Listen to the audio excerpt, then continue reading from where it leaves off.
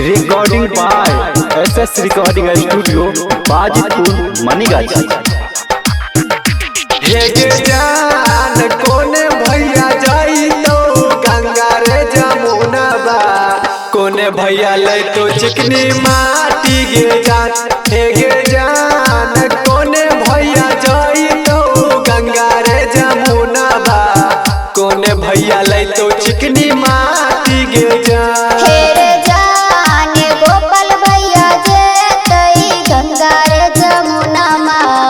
गोविंद भैया लौटे चिकनी माटी रे जान। फेरे जान अशोक भैया जेतई गंगा रे जमुना माँ, गणेश भैया लौटे चिकनी माटी रे जान। डीजे सुमित सतीश रैमा, डीजे सुमित सतीश रैमा,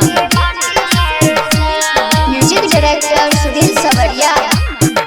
हे जान के बने तो समाज के बाके बने तो चुगला, के बने तो डोली के कहरा बागे जान। हे जान के बने तो समाज के बाके बने तो चुगला, के बने तो डोली के कहरा बागे जान। फेरे जान संजीव बनत समाज के बा, शंकर बनत चुगला, रमेश बनत डोली कहरा बारे जान। फेरे जान संजीव बनत समाज के बा, शंकर बनत चुगला, रमेश बनत डोली कहरा बारे जान।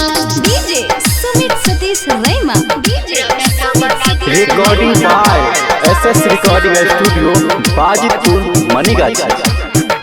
हे जान के लिख तो झिझिया गीतिया के बजाई तो डीजे, के बन तो गीत के गैया गे जान।